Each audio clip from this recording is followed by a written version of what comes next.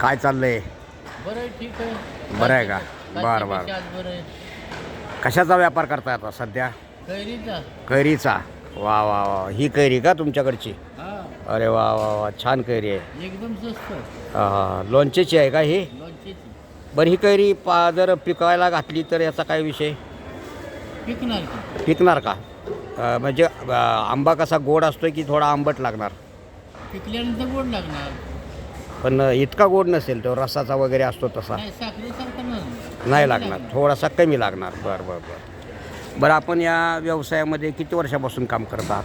15 वर्ष झाली. बरं बरं बरं. सध्या मग त्यात तुम्हाला सरासरी रोजचा रोजंदारी काय मिळते तुम्हाला? 500-600 रुपये.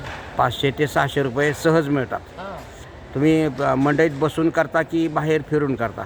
मंडईमध्ये करतो, बाहेर बी करतो. हां. असं तुम्ही सायकल पण असते तुमच्यासोबत. आणखी काय काय वेगवेगळं विकता तुम्ही? कढीपत्ता, आणखी?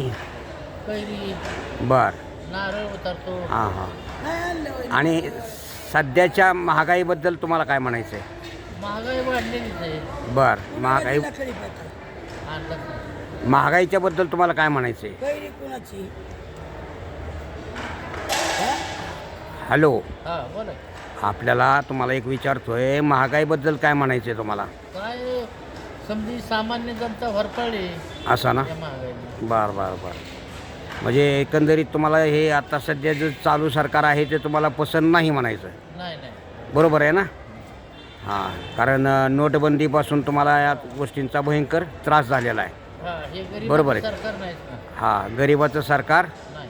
नाही. मोठ्याला मोठंच करतंय, गरीबाला गरीबच करतंय. बरं बरं बरं बरं. मग आता तुमची काय इच्छा आहे नेमकी? नाही, बदल व्हायला पाहिजे, राजकारणात बदल व्हायला पाहिजे. असं ना? हा, तेच ते सारखं असल्यानंतर मग जरा थोडा त्रासदायक विषय ठरतो नाही का? हा. बरं बरं बरं. तुमचं संपूर्ण नाव काय म्हटला? सोलनकर. सोनलकर. बरं, सोनलकर आडनाव. मुलं वगैरे किती तुम्हाला? मला 2 मुलं 2 मुली. अरे वा. सर्वांची शिक्षणं झाली का? आज चालू आहे. हा. काय झाली आहे ती? बरं. मग ते रोजचं हे बाकी अन्य काही सोर्स तुम्हाला उत्पन्न कशापासून काय? उत्पन्न शेती ह्याच्यावर चाललंय आपलं. शेती वगैरे काही नाही? हा, नाही. फक्त याच्यावरच आपलं याच्यावर उदरनिर्वाह? आपण भूमी नाही. बरं बरं. भूमिहीन असल्यामुळं तुम्हाला हे केल्याशिवाय गत्यंतर नाही? अच्छा अच्छा. मग आता राहिलं तुम्ही स्वतःचं घर आहे की कसं? आहे, स्वतःच आहे. बरं, स्वतःचं घर आहे. वडिलाच्या या सरकारने रस्त्यात घालवलं तर समजा. हां.